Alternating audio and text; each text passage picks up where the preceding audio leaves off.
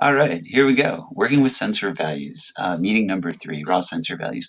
So we're working in the Python coding interface and the new interface, which is absolutely wonderful.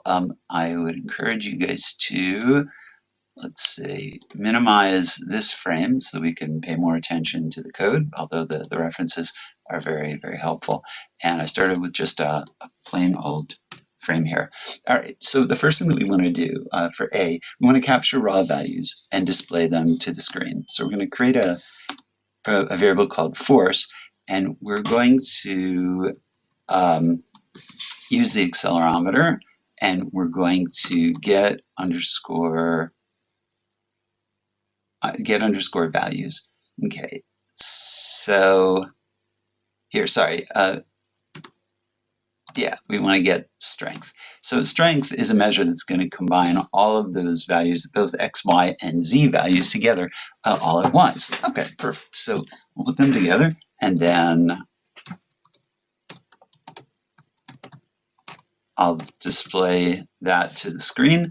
And just to give us a little bit of a pause in between, let's give it a sleep command of about a half. Actually, let's give it a full second, 1,000 milliseconds in between. That's the first step. That will not be very exciting for the kids, but it will show them how you can access in a combined value from the accelerometer. Okay, so nice starting point. I'm going to pause there for a second. And while we're at it, here's a good reminder. To do this, we need to connect into our microbit. Next. We have our connection here, and boom, and I just flashed to the microbit. That'll take a little while, and I'm going to pause while it uploads. All right, so our little experiment here was definitely a success, and the only problem of our little experiment here, let's stop our simulator. The only problem of our little experiment here is that it shows the numbers one at a time on the screen. So I think display.scroll would be a much more appropriate way to show these values, just because, yeah, there we go. With the numbers scrolling across the screen, you can understand what's going on a little better. Have kids, shake or jostle the microbit, and they'll see the numbers change. Okay, perfect. So that's a starting point. Now, what we want to do, though, is we want to move on from here, and instead of using this limited screen, we want to send values to. We want to be able to look at values using our serial monitor. So that'll be our next step. Okay, here we go. All right, so now instead of display.scroll, we just want to print this variable out. I'm going to send that code to the microbit so it flashes quickly. Now, let's show our serial monitor, and all right, and that's looking kind of odd. Okay, great. Now I have more meaningful output. Okay, great. So that's all good, except for the fact that that sleep command is causing havoc here. So let's pull that down and give us something that's a little more interesting, period. Quit flashing. Okay, brilliant. Now I can see in real time my microbit responding to various inputs and outputs. Perfect. So that print command plus this open or hide serial is all I need in order to be able to push values back and forth to the screen. Awesome. Now, again, I'm going to pause there because I want to take us in one different direction. Okay, here we go. So let's hide this serial monitor, and I wanna do something more sophisticated because I want us to look at a bunch of different values, not just one. So let's see where we'll start from there. Instead of getting strength, if you take a look at our accelerometer options, we can get individually our x value, our y value, our z value, and that's fine. We could do something like this, and and we could have this be our X force. And then we just have to repeat this line of code similarly, right? Y force would equal accelerometer dot get underscore, and then we'd want our Y value, et cetera, et cetera, et cetera. Okay, so let's just start with that. And then here, we're going to print our X and Y values, and we'll, oops, sorry, not our X and Y values, but our X underscore force and our Y underscore force. Gosh, I love this autocomplete. All right, so if we do this, there's the microbit, our code is flashing, and now as I tilt or manipulate the microbit back and forth here, it's tilting to the right. So there's my positive X, tilting to the left, there's my negative X. Interestingly, tilting forward gives me a negative Y, tilting backwards gives me a positive Y, and if I jostle it, it does whatever. By the way, if I lay this completely flat, there it is. It's close to 0. That's also a fun game to do with kids, by the way, to challenge them to see if they can get actually 0. Okay, so all of that is a great intermediate way of doing this code, except that it's inefficient as a programmer. So what I like to do is X force, Y underscore force, and Z underscore force. All of those are going to equal accelerometer get underscore values, and that will return all of these at once. Let me flash that code to the microbit, and there you go. So with one single line of code, we can capture all of these values. So that's a great starting place.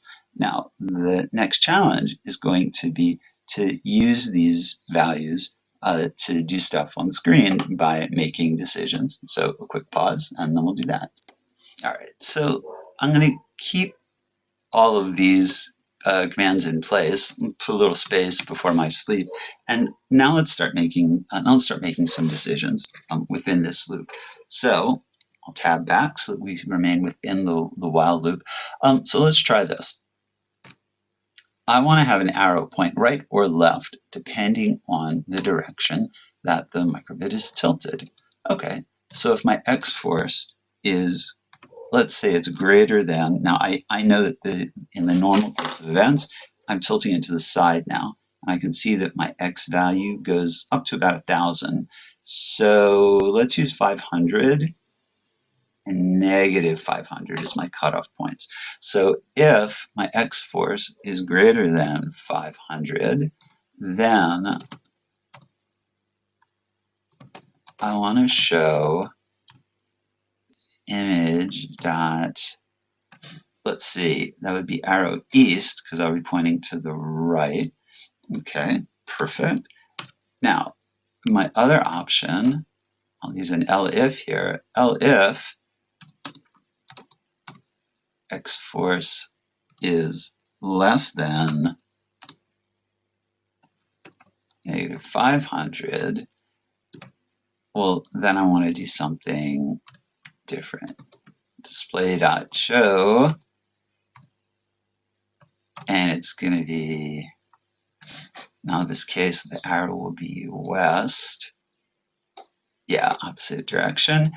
And if neither of those is true, let's have my final case. What am I going to display? I'm going to display dot show. No.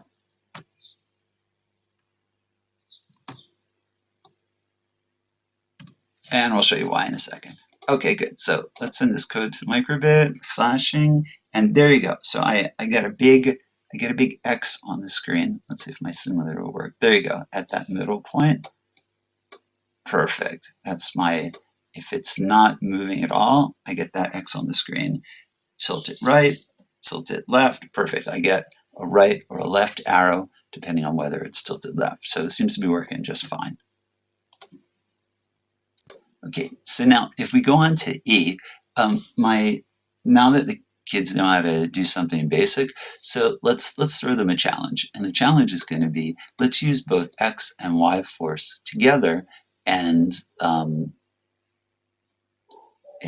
leave only one statement about live, so that I want to display a box in the upper right, upper left, lower right, lower left corners, depending on the orientation of the microbit. So let's see, if I lean this forward, there's my X, there's my Y.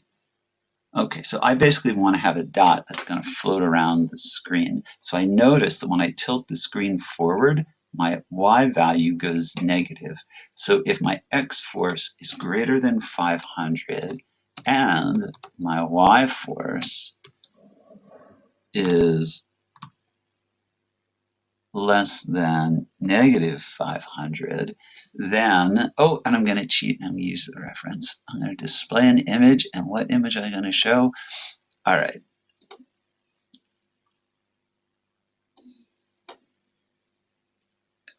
No, I can actually do this. Let's see. Unbelievable. Unbelievable. Display that show. Wow. Okay.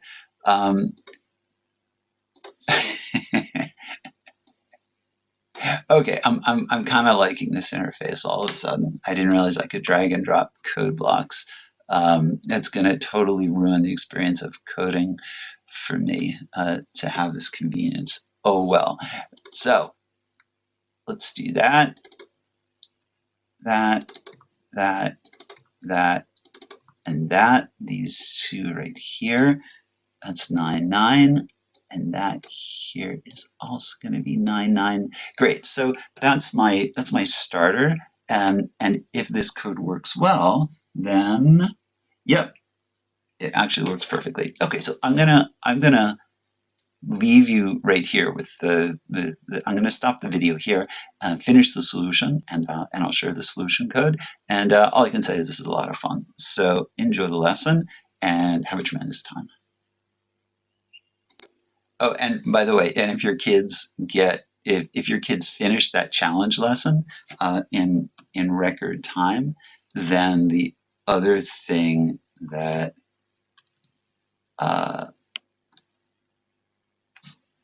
they might want to add in would be sound event, look quiet, production. Okay. And off we go back to methodless functions, radio lights levels, and compass. Okay, so if I want to import music that play bading, you get the idea. They can add any other, they can add any other range of musical effects. So, for example, audio.play. All right, perfect. I'll do this one more time. Flash the microbit and, oh, that was cool. Perfect. So now I have sound effects for each of the different positions. Lovely. Enjoy the challenge.